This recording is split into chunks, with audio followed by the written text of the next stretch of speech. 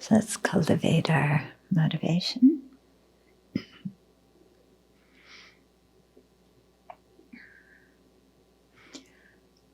This morning it was very beautiful outside, quite sunny, and that very beautiful blue spring sky that we get here. And for a few minutes, seeing the sky and the bright sun, I had the same feeling that I did after I came back from surgery on my hip. This feeling of being the recipient of so much kindness in the world, and seeing kindness where I hadn't seen it before. And I think this is one of our difficulties in life, is that we take kindness for granted, so we don't see it when it's there. It just blends into the fabric of our lives. But when we really start paying attention to it, then we see it in so many places.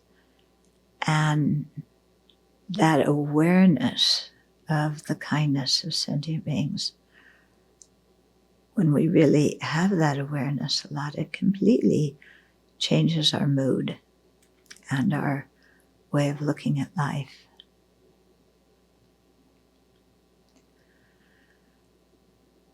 So you may say, well, that's nice, but when you look at the news, there's all this harm going around.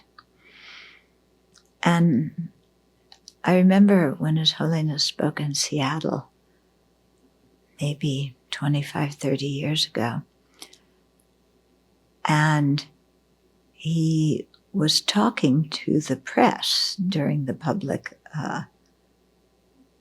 talk, and he commented that they only talk about the negative things. And he said, in this city, how many people are benefited by every other people today? But that doesn't get printed in the paper.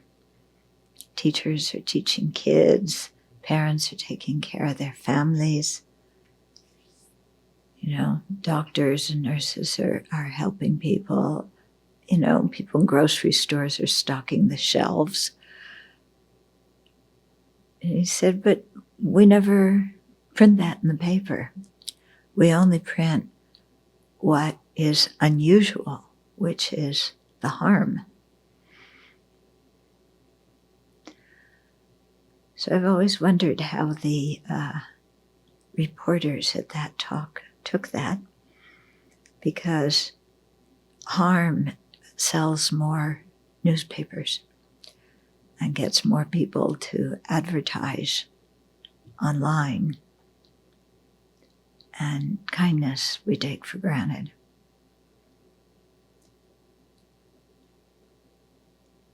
So why do we want to hear more about harm than we do about kindness? Now, as those consuming the news or periodicals, magazines, and so forth, what is so exciting about harm and so boring about kindness, when what all of us want is to experience kindness and then to be able to open our hearts and give kindness?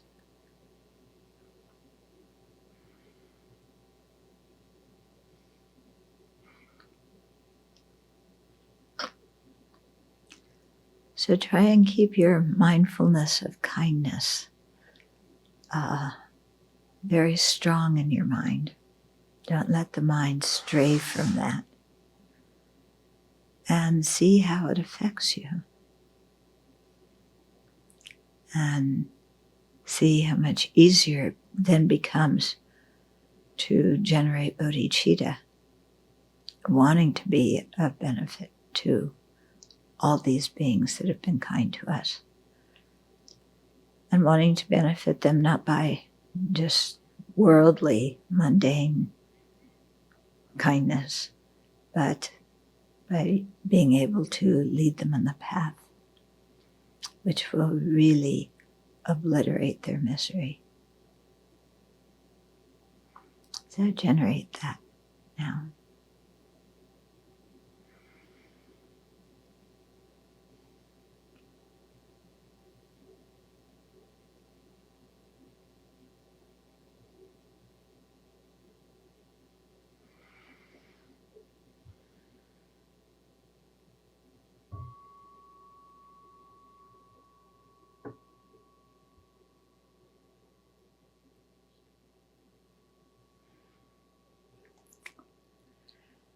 So today, I think it was, or maybe it was yesterday, is the 1-year anniversary of when the World Health Organization declared COVID as a pandemic. And so people, are talking about how much they've suffered through being, their activities being limited during the year and not being able to do what they like, and feeling lonely and feeling despair and so on. And I think that, when we put our mind on the kindness of sentient beings, even, you can't go out to dinner with them like you usually do. You don't feel lonely. Yeah, when you really think of the kindness, and when you think of how you depend on other sentient beings just to stay alive, then, the loneliness, the frustration, all of that, where's there room for it? Mm-hmm. So I think this meditation is actually quite important and quite a good remedy to the kind of depression and so on that people have experienced during this last year. And it also makes us ask, if people are depressed and they want to do their usual activities, going out, dancing, and going to the theater and the movies and the sports games. Oh, they're so excited that some team is going to, in Texas, of course, they're going to have 80,000 people in the upcoming game in a few weeks, and people are so excited. And, why are those things exciting, and why do they bring happiness? Whereas sitting and thinking about how other beings have been kind to you, we don't even want to do. I mean, if we think about the kindness of specific people that we are infatuated with, that we think are, over the top wonderful because they think we're over the top wonderful, then that's okay. That'll make us happy. Yeah, that contemplation. Yeah. But just thinking about the kindness of, the everyday people that we interact with. So why is going to a basketball game more fun than that? It's interesting, isn't it? Don't you think it's interesting? What we choose to think livens our spirits. So anyway, there it is. Consider it.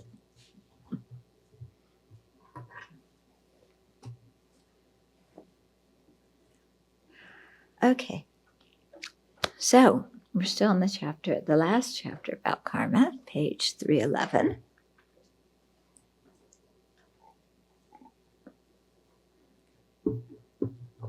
And so at the end of last week, we were talking about secular ethics a little bit, and how His Holiness has been really big about promoting that.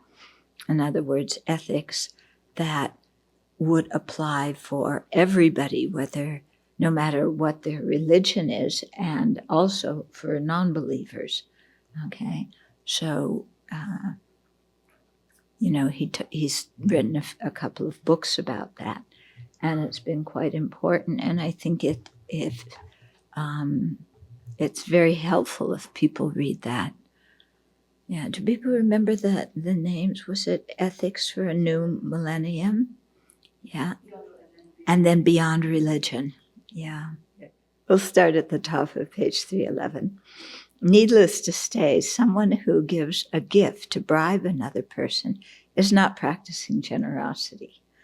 Okay. Similarly, harming one living being in order to give to another is not the practice of generosity, nor is giving weapons the practice of generosity.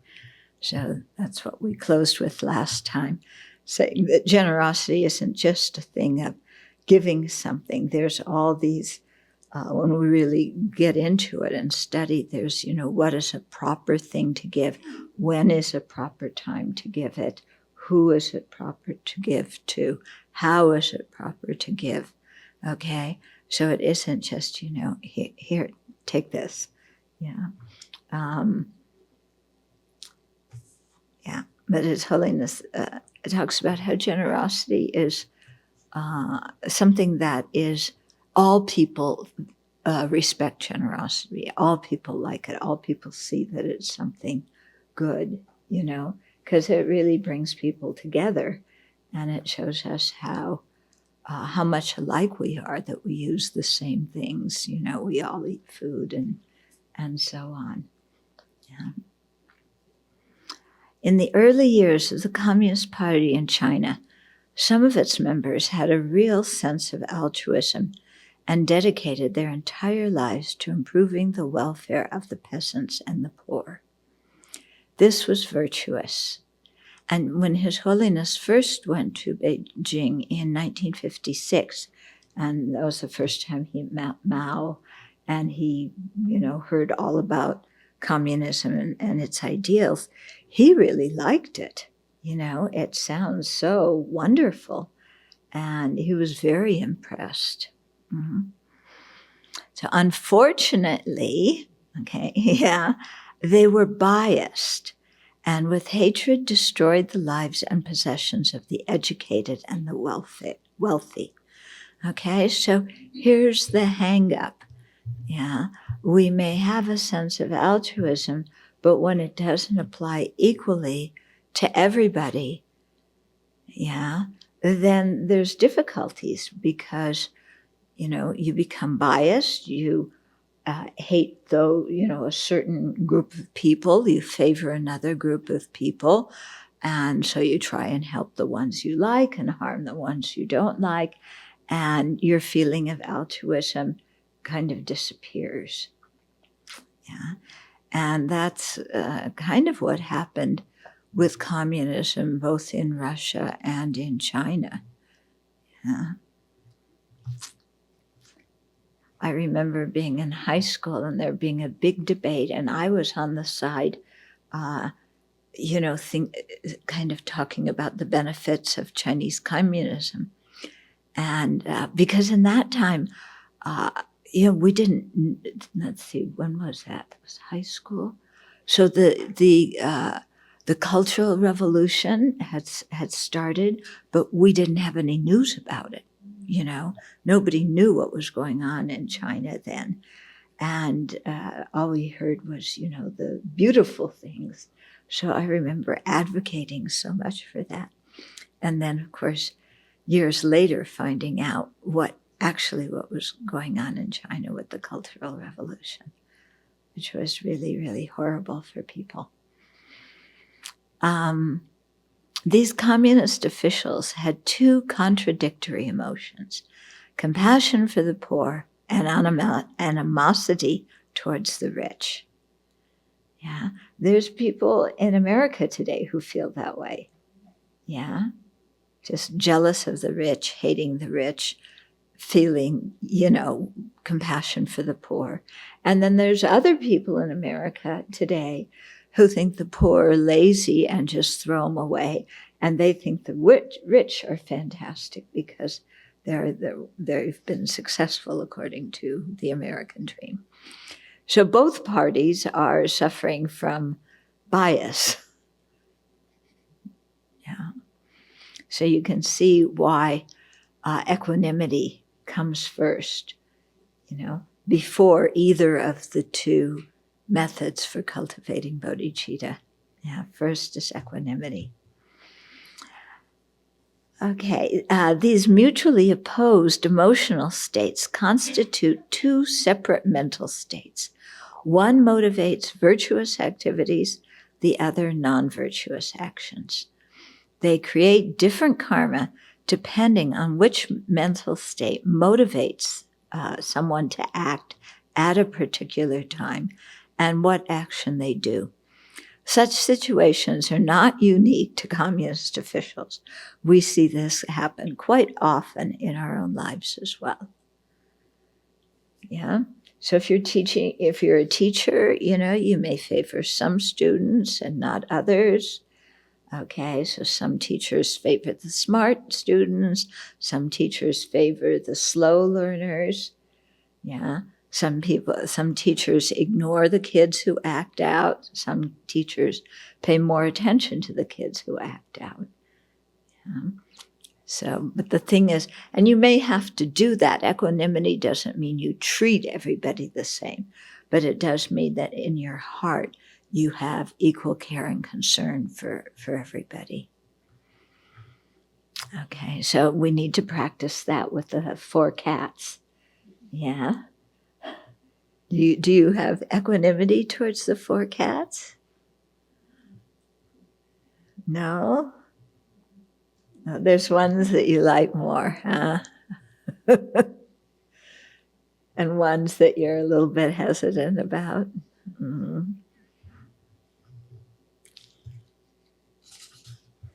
Yeah. So even, regarding cats, we have a hard time practicing equanimity, let alone with human beings. Okay, and the next section is the complexity of karma.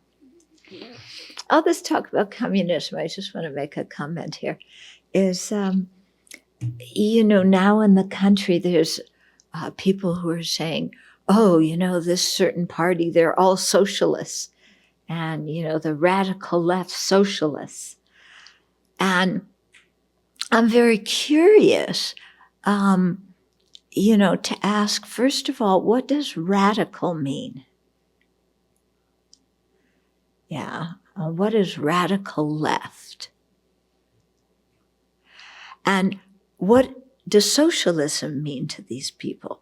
I mean, clearly, radical left socialism to some people means you're horrible. You're a horrible person who's going to destroy the country.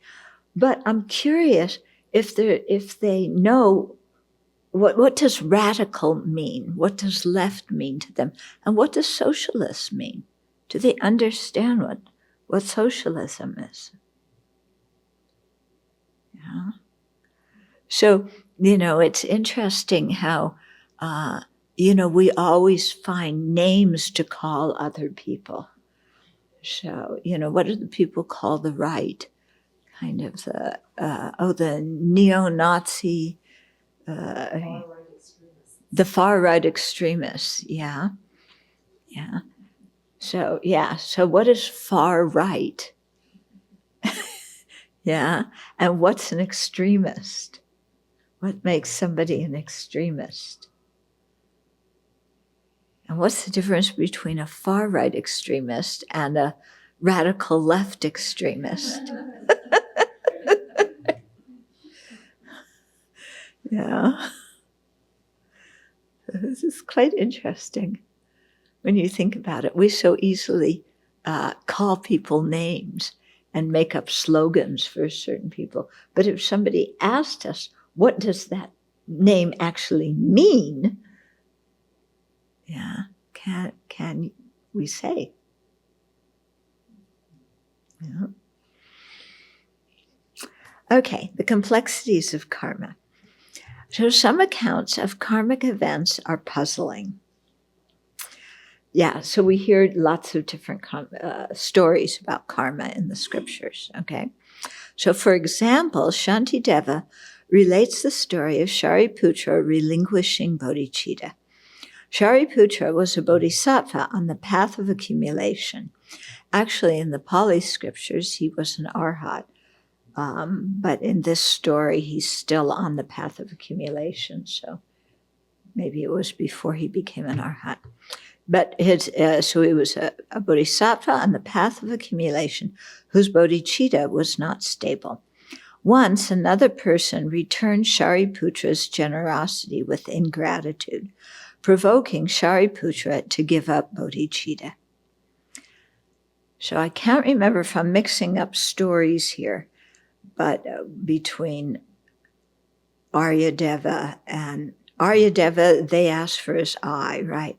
So then Shariputra, somebody asked for his hand. So he cut off his right hand. Yeah. And so he gave it to the guy who asked for it, but he gave it with his left hand. And in Indian culture, your left hand is the hand you use to clean yourself after you go to the toilet. So the other guy was very offended. How dare you give me your hand with your dirty hand, and threw it away. And Shariputra just went, I was only trying to help, give you what you want. And he just got so discouraged, and he thought, these sentient beings, they're hopeless, So he relinquished his bodhicitta. So scriptures say that after generating bodhicitta, if someone relinquishes it, he is born as a hell being. So we've been going through that section, Yet Shariputra achieved arhatship in that life. So how can this be explained? Shantideva responds by saying that the complex workings of karma are beyond our understanding. Only the Buddha's wisdom comprehends it fully. Okay, so I'm not the only one who says that one. I don't know what's going on. Okay, Shantideva said it too. And, this comes out again and again. What's interesting is Achan Mun, if any of you have ever read Achan Mun's biography or any of the stories of Achan Mun and his lineage in Thailand of Theravada monastics. He lived 19th century, I think, maybe early 20th. And he was renowned as an incredible meditator and as an arhat. But he tells a story that I think it was in a previous life. He was, he was practicing bodhicitta, and then he had a realization in his meditation that by practicing bodhicitta, he wouldn't attain arhatship. So I don't know if it was a previous life or it was this life. Anybody remember? Huh? Previous life, okay. Thank you for reading what I wrote. You can show how much I remember what I wrote. So he gave up his bodhicitta and he became an arhat. So that's another example, because usually they say if you give up your bodhicitta, you are born in the hell realms. Okay, but he wasn't, and he became an arhat.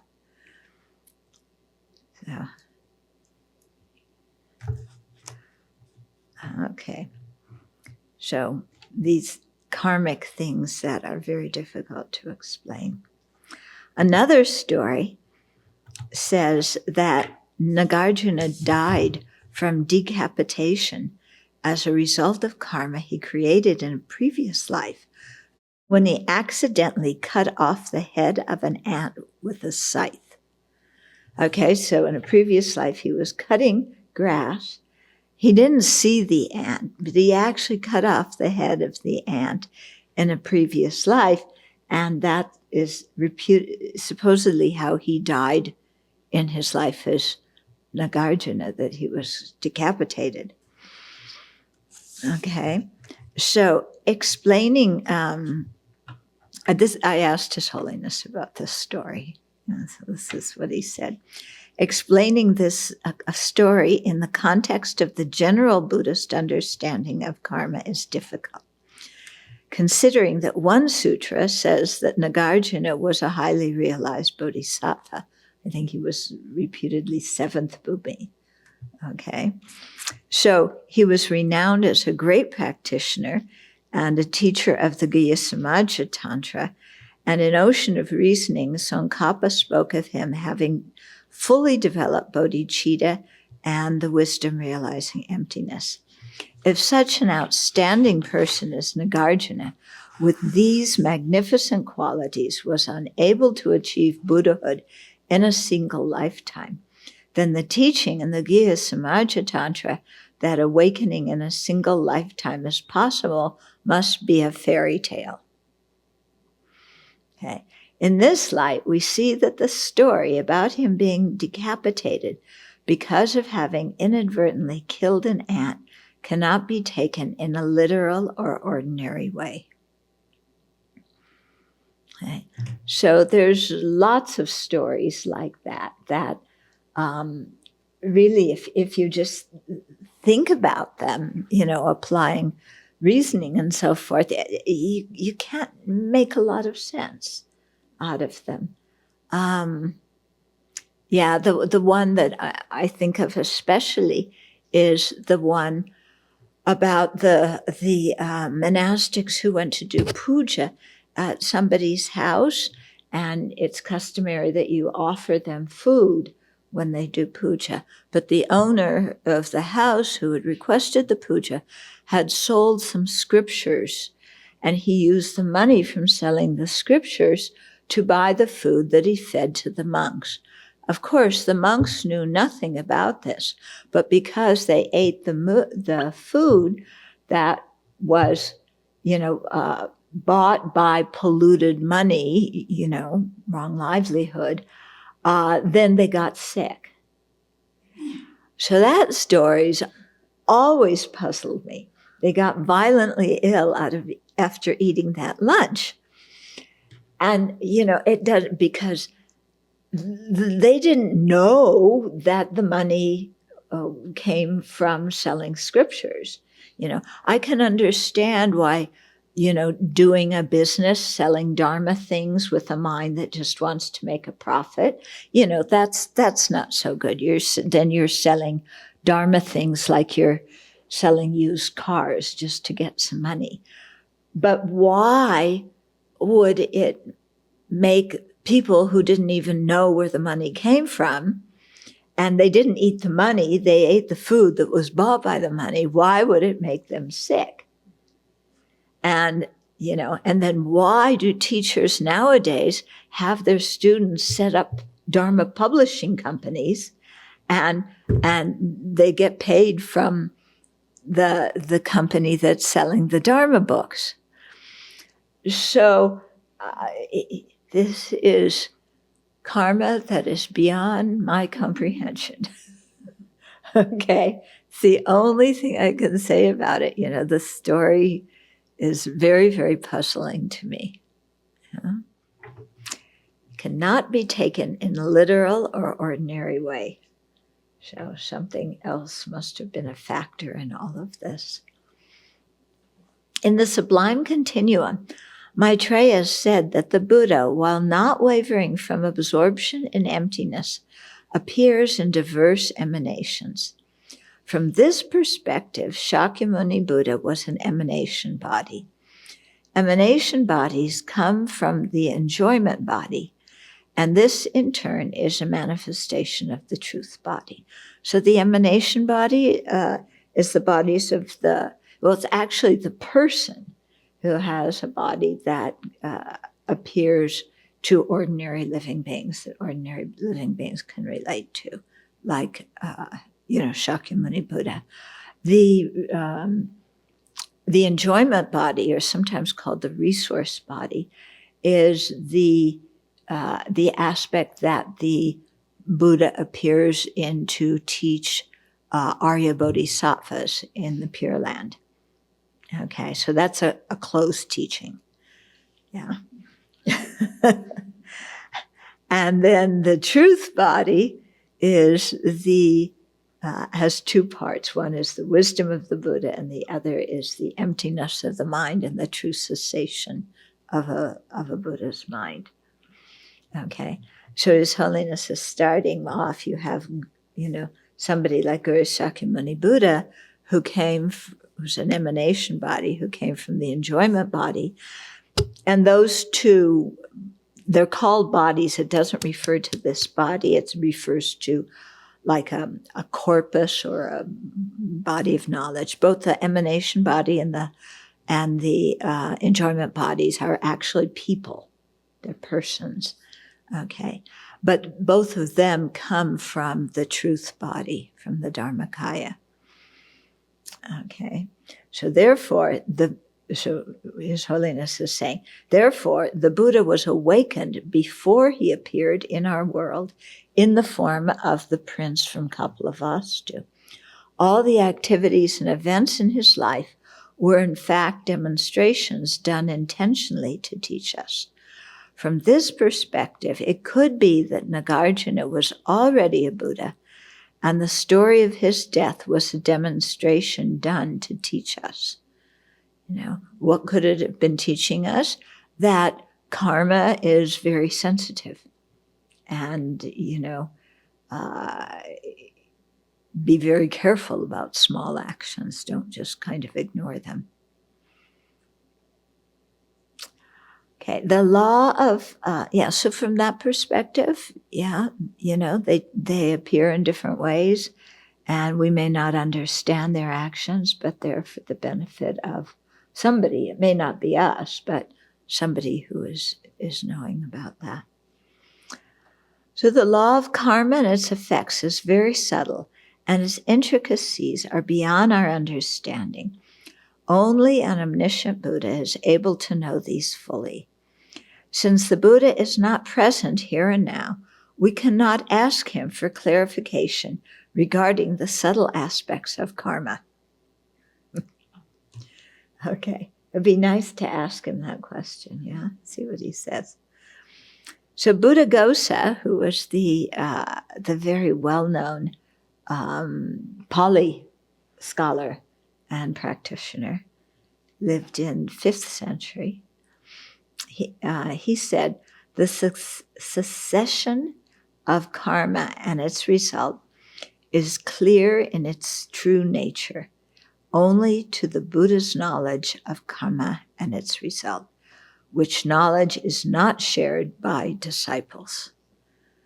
Okay, so when you're a Buddha and all your obscurations to knowing all objects are eliminated, then you can see the very minute and subtle details of karma. Like we're all sitting here in this room right now.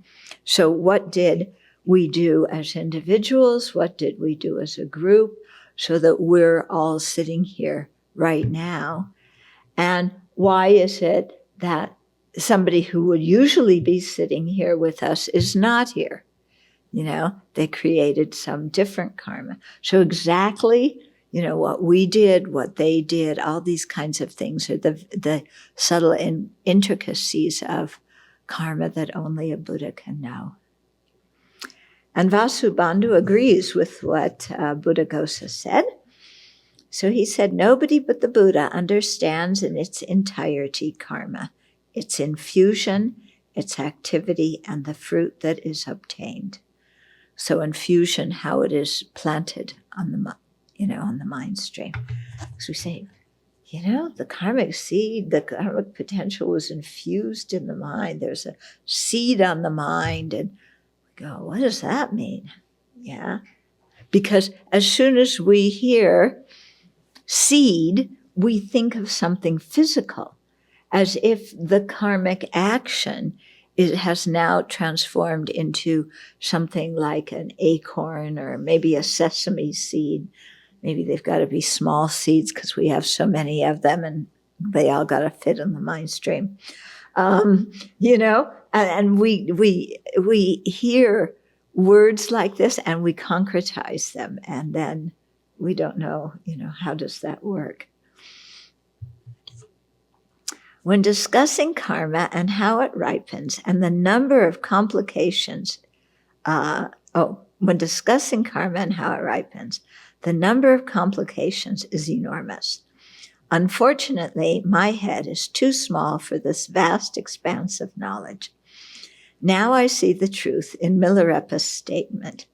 Here's what Milarepa said. I don't know about the complex issue of parchin, which parchin means the perfections, or literally translating, it means to cross to the other shore. And it's what explains the Bodhisattva's 6 perfections. It's the Perfection of Wisdom Sutras. Yeah. So I don't know about the complex issues of parchin, but if you can move from samsara to nirvana, then you have indeed gone to the other shore. Okay. So Milarepa was always very good when people got very puffed up about their knowledge and, I know about parchin, and there's, 10 far-reaching attitudes, and this one has so many branches and that one has so many branches, and here's how you trace how they're described in this sutra and that sutra. And so Milarepa, when people came to see him and they were very pompous and arrogant about their knowledge, then he would shoot them down with something like that. Yeah. It's great, isn't it? I don't know about the complex issues of parchin, but if you can move from samsara to nirvana, then you have indeed gone to the other shore. I don't know about the complications of Vinaya. Vinaya, dulwa, means taming, like taming the body, speech, and mind. And it refers to monastic precepts and rites. So I don't know about the complications of Vinaya, but if this very crude mind of yours is tamed, then this is Vinaya. Okay. So again, Vinaya, oh my goodness. When you get into studying it, there's so many intricate details, about what constitutes an offense and what are the exceptions and different degrees of offense and so on. Okay. Then the next heading, the next section is called Creating the Causes for Higher Rebirth, Liberation, and Awakening. So Nagarjuna sets out the aims of the spiritual path. So this is from our favorite, the Precious Garland, which His Holiness mentioned last night in this talk. So that disciple first practices the Dharma of higher rebirth. Afterward comes the highest good, because having obtained higher rebirth, one proceeds in stages to the highest good. Here we maintain that higher rebirth is happiness, and highest good is liberation. In brief, the method for attaining them is summarized as faith and wisdom. There's a lot in this verse, these 2 verses, a lot. Okay, so here he's describing how somebody is led on the path. So first they do the practices of the Dharma that lead to higher rebirth. Yeah, so that they can have a good rebirth in the future. Why do people strive for higher rebirth as the first goal, in the Dharma? Because in order to reach liberation or full awakening, you need a succession of upper rebirths to practice, because you need to, create a lot of merit and a lot of wisdom. The 2 collections have merit and wisdom. It takes a long time to do this, so you need to make sure that you have that time in a good rebirth, and so you practice to attain the higher rebirth.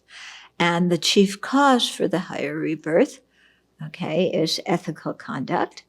And for a precious human rebirth, which is not just a higher rebirth, it's ethical conduct, practicing the 6 perfections, and also making dedication prayers to have that kind of life.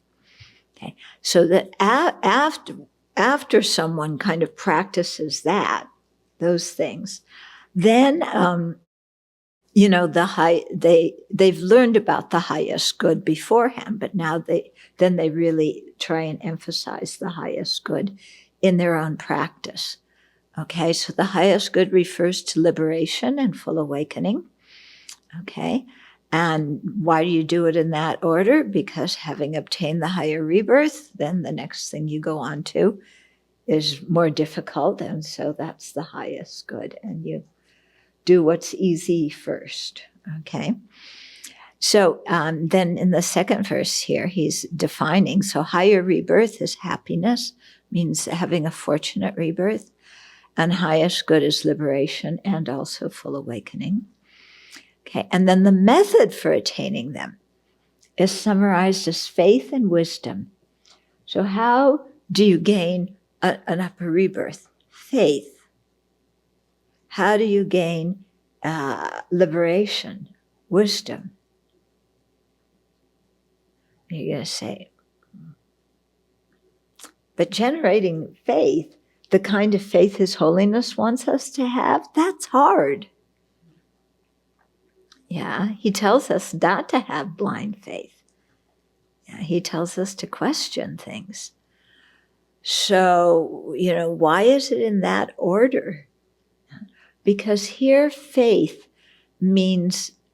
doesn't mean blind faith. It means having confidence in the functioning of the law of karma and its effects. Okay? Because in order to have a higher rebirth, you have to really understand causality. And among all the different kinds of causality, karmic causality is the most important to understand for, at the beginning for a spiritual practitioner.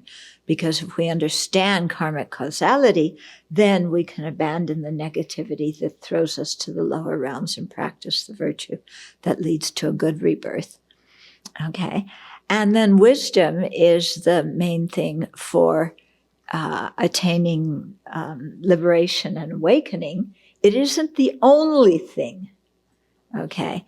But it's the thing that actually enables us to eliminate first the afflictive obscurations from the mind and attain liberation, and then eliminate the cognitive obscurations and attain full awakening. Okay, so then His Holiness asks, can people who are not Buddhist create constructive karma for higher rebirth and the highest good of liberation and awakening? For an action to become the cause for upper rebirth, it is not necessary that the person doing that action have the motivation to attain that state. Okay, in fact, they don't even have to believe in upper rebirth. They're keeping ethical conduct, and that's good. But for an action to become a cause for the ultimate spiritual aims of liberation and awakening, the person must have the intention to attain these states. Okay. Now, why is that? Why don't you need the intention to create the cause for an upper rebirth? And you do need the intention for creating the cause for liberation or awakening. Why? Why is it like that? Aren't they both the same? Anybody have ideas? I think one is more samsara, and the other one is kind of veering off of the loop that we're already in. Yeah. So wishing for a higher rebirth is you're still in samsara. Yeah, liberation and awakening. You kind of when you think about it, ordinary people, if they believe in a future life, if you think about non-Buddhist religions, some believe in rebirth, some believe in heaven and hell, some kind of forever kind of rebirth. And these people can still create virtue by keeping ethical conduct, because ethical conduct is taught in other faiths and other religions. And it's also, like His Holiness says with secular ethics, it's something that everybody in society, whether they have a religion or not, thinks not killing, not stealing, not lying, all these kinds of things, that's good. So everybody can create those kind of actions, that lead to an upper rebirth. You don't have to know about Buddhism and things like that. But to attain liberation or awakening, you have to generate the wisdom realizing emptiness. Now, do all other religions teach that? No, not exactly. Yeah. And can you figure out the wisdom realizing emptiness by yourself? Without a teacher, without anybody kind of doing anything? So you're going to say, well, the Buddha did it, so why can't I? Yeah, maybe, I'm already a lower level bodhisattva like the Buddha was when he was born, and, I'm going to figure out emptiness and attain awakening, not under a Bodhi tree. I'll sit under, one of the spruce trees, or maybe a white pine or a red pine, kind of make a Northwest USA awakening,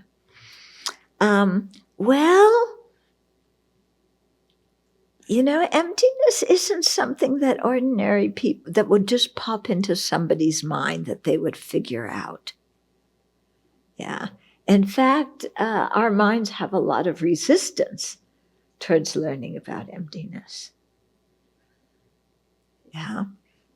I was just reading something today where from some of the interviews I did in Dharamsala, and one Geshe was saying, if you're meditating on emptiness and it seems real easy to you, is it because you have an enormous amount of merit and so you don't feel afraid?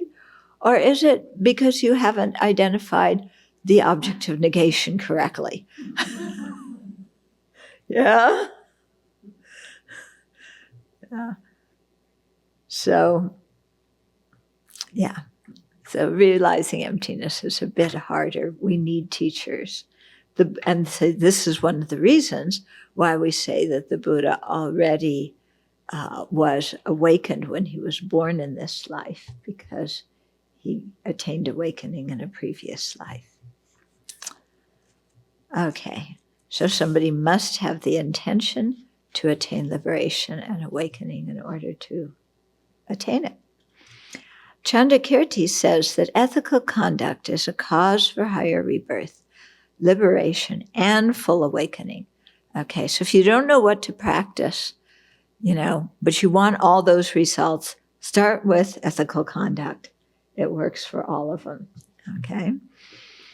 So Madhyamika Avatara says, for common beings those born from the world, from the word, in other words, Shravakas, the term Shravaka is usually translated as hearers.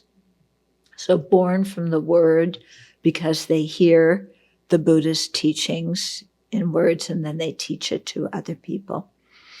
Okay, so for common beings, those born from the word, those set towards solitary awakening, in other words, the solitary realizers, and those conquerors' heirs, the bodhisattvas, a cause of the highest good and higher rebirth is none other than proper ethical conduct.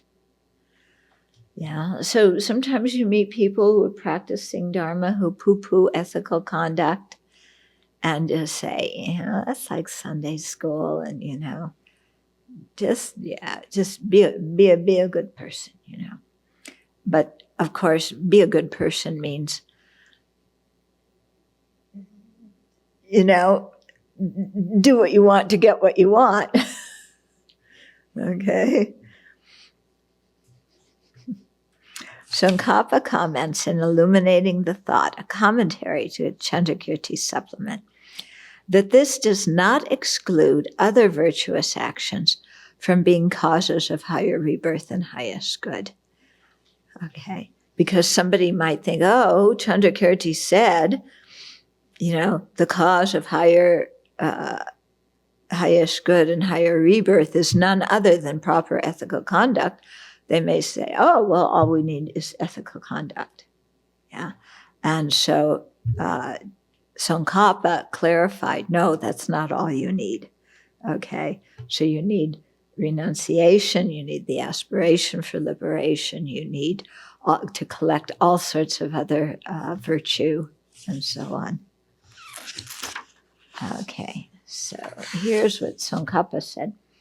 There are, however, many other... Did I turn the pages right? Yeah. There are, however, many other causes that are not ethical conduct. Thus, this means that to achieve special higher states and the highest good, a definite relation with ethical conduct is necessary. Okay, so special higher states, so it could be a special human, precious human rebirth, or maybe form or formless realms. He doesn't spell it out here. So a definite relation with ethical conduct is necessary. If ethical conduct is forsaken, there is no way that these can be accomplished. But so ethical conduct is a necessary but not sufficient element. There are three causes for precious human life. One, observance of pure ethical conduct entails at the least avoiding the 10 destructive paths of action and practicing the 10 constructive ones. It is the projecting cause that makes us take rebirth as a human being. Okay, so projecting cause is the one that projects the life. Okay, it's the second link, independent arising. Then 2, the cultivation of other virtuous qualities is the practice of generosity, fortitude, meditation, and so on. It brings conducive circumstances for Dharma practice. So done with proper motivation, generosity is the cause for wealth, and we need some wealth. It doesn't mean rich. It just means having resources. You need food, clothing, shelter, and medicine. Okay, so you obtain that through practicing generosity. Ethical conduct brings good health, long life, and good relationships. So when you're practicing Dharma in the future lives, you want to have a good relationship with your spiritual mentor and your Dharma brothers and sisters. Fortitude produces an attractive appearance. And you might say, why is something isn't that pretty samsaric? Why should I try and get an attractive appearance? I really, what good does looking like Beyonce or Rambo get me towards awakening, And it isn't to have an attractive appearance for the sake of having an attractive appearance. It's because if you have an unattractive appearance, people kind of are hesitant to be with you. So it makes it more difficult, to be with Dharma communities. If you want to teach, it makes it more difficult to teach. Okay. Whereas if you have an attractive appearance, it doesn't mean that you're gorgeous, because if you're gorgeous, then that can create a problem in and of itself, because then people, instead of respecting you for being a Dharma teacher, are, batting their eyes at you, which is not what you want. Okay. Joyous effort enables us to be able to attain our goals. So by finishing what we start out to do in this life, then we create the causes to finish and accomplish our goals in future lives. Concentration maintains our positive motivation. So, if we cultivate bodhicitta or whatever other positive motivation, if we practice concentration, then we can hold that motivation steady, which is very helpful for future lives. And wisdom enables us to choose qualified spiritual mentors and understand the Dharma correctly. We can see the importance of that. And then the third cause of a precious human life, powerful dedication prayers direct our constructive karma to ripen in a precious human life. Okay, so we dedicate specifically for that.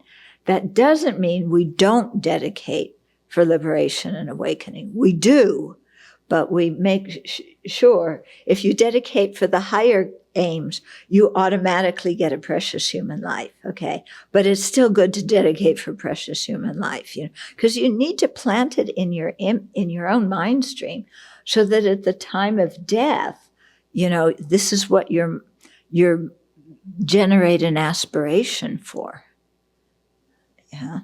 I was once with a friend and we were driving somewhere, and this friend loves dogs, and there was some dog that ran by and she said, "Wow, what a good looking dog." And my thing was, I didn't say to her, I said, "Don't think like that. If you think like that, you're putting energy in your own mind for that to be born as a good looking dog, because that's what you're admiring." Yeah. But, who wants to be a good looking dog? Any volunteers?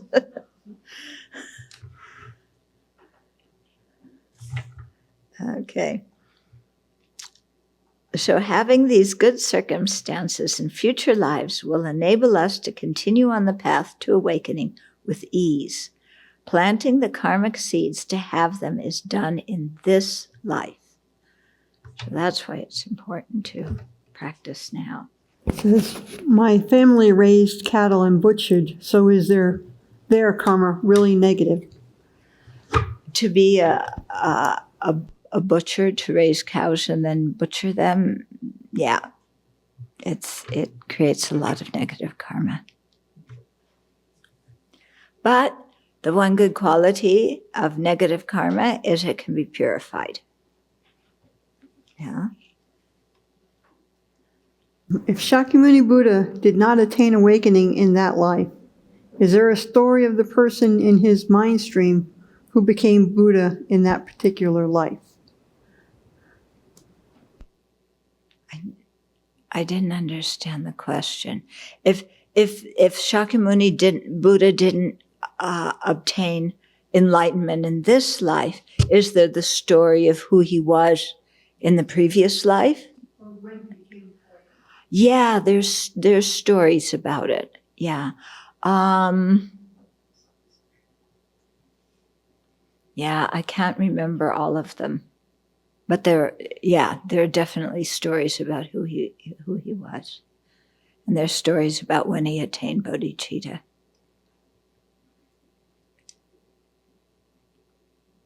Okay.